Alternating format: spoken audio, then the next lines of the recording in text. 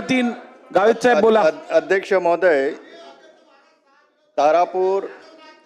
तारापूर आणि पालघर एरियामध्ये या ठिकाणी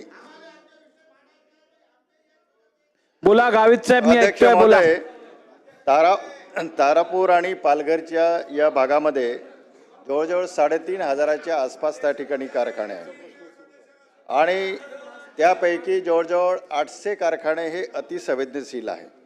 या ठिकाणी मी सभागृहाचे ध्यान आकर्षित याच्यासाठी करू इच्छितो की तारापूर औद्योगिक क्षेत्रामध्ये त्या ठिकाणी 2021 मध्ये 14 घटना घडल्या, त्या ठिकाणी 9 मृत्यू झाले।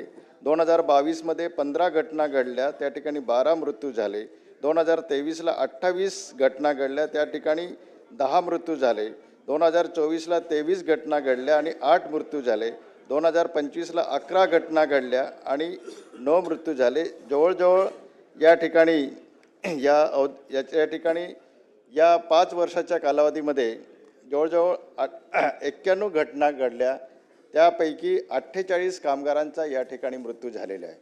आणि तशाच पद्धतीने पालघर निंबाणी जी सॉल्ट इंडस्ट्रीज आहे, या सॉल्ट इंडस्ट्रीमध्ये त्या ठिकाणी पावडरवरती त्या ठिकाणी रासायनिक त्या ठिकाणी प्रक्रिया करून रसायन बनवत असताना त्या ठिकाणी अचानक स्फोट झाला आणि त्या ठिकाणी जवळजवळ 5 कामगार त्या ठिकाणी जखमी झाले। त्यापैकी एका कामगाराचा अंधेर नावाच्या त्या एका आदिवासी कामगाराचा त्या ठिकाणी मृत्यू झाला। त्याचप्रमाणे मेडली फार्मास्युटिकल जे कंपनी जी आहे, याच्यासुद्धा त्या रिॲक्टरच्या बॉयलरमधून एक विषारी वायू गळती होऊन त्या ठिकाणी 4 कामगारांचा त्या ठिकाणी मृत्यू झालेला आहे।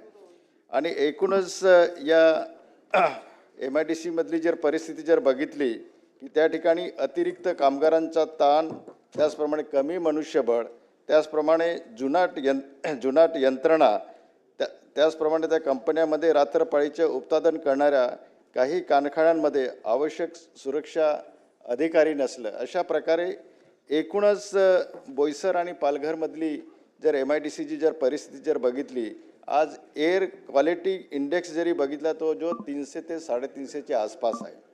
त्याचप्रमाणे वॉटर क्वालिटी इंडेक्स प्रश्न विचारा, तर त्या प्रश्न विचारा। 38च्या आसपास, म्हणजे अत्यंत बॅड पोझिशन आहे। माझी आपल्याला या ठिकाणी मंत्री महोदयांना माझा एक स्पेसिफिक प्रश्न आहे की या ठिकाणी अशा प्रकारे जे कारखान्यांमध्ये सतत त्या ठिकाणी घटना घडत आहेत, या ठिकाणी आपलं कामगार विभाग, त्याचप्रमाणे MIDC आणि महाराष्ट्र पोल्युशन कंट्रोल बोर्ड या तिघांचा त्या ठिकाणी संपर्क येत असल्यामुळे आपण या ठिकाणी या तिन्ही यंत्रणांची आपण आपल्या अध्यक्षतेखाली एक आपण बैठक या ठिकाणी आपली लावली पाहिजे आणि या कामगारांचा जो मृत्यू झालेला आहे की त्याला त्या ठिकाणी अद्याप त्या ठिकाणी त्याला नुकसान भरपाई मिळाली नाही असं त्या ठिकाणी दिसतं। अध्यक्ष महोदय, हा जो प्रश्न आहे हा पालघर तालुक्यातील लिंबानी सॉल्ट इंडस्ट्रीबद्दल आहे। या इंडस्ट्रीमध्ये 18 तारखेला एक ॲक्सिडेंट झाला। हा ॲक्सिडेंट जो आहे हा प्रयोगशाळेत जे वापरणारे केमिकल्स असतात ते निष्क्रिय करताना झालेला आहे। हा त्याच्या प्रोडक्शन लाईनवर नाही झाला, फॅक्टरीच्या आत नाही झाला। खरं तर हे डिस्ट्रॉय करत होते, जे कामाचे नाही असे केमिकल डिस्ट्रॉय करणं चालू होतं। संयोगाने याचा व्हिडिओसुद्धा उपलब्ध आहे, तो व्हिडिओसुद्धा मी बघितला आणि हे केमिकल डिस्ट्रॉय करत असताना त्या केमिकलचा आणि मेटलचा रिॲक्शन होऊन तो स्फोट झाला। आणि हे युनिट जे आहे लिंबानी सॉल्ट इंडस्ट्रीज हे छोटं युनिट आहे, इथे 5 कामगार काम करतात आणि स्वतः मालकसुद्धा त्या स्फोटाच्या ठिकाणी होते। हा ॲक्सिडेंट झाल्यानंतर संबंधित मालकावर विविध कायद्यानुसार गुन्हे दाखल झालेले आहेत। त्या मालकांवर फौजदारी गुन्हासुद्धा दाखल झालेला आहे, त्यांना अटक झालेली आहे, ते जेलमध्ये आहेत। आणि जे एक मृत कामगार आहेत त्यांना कंपेन्सेशन देण्याच्या बाबतीमध्ये त्या कंपनीचा जो ग्रुप इन्शुरन्स होता त्या कंपनीचा पाठपुरावा सुरू आहे। सोबतच कामगार न्यायालया माध्यमातून सुद्धा जी देय रक्कम 15 लाखाच्या आसपास आहे ते देण्याच्या संदर्भात सुद्धा कारवाई सुरू आहे।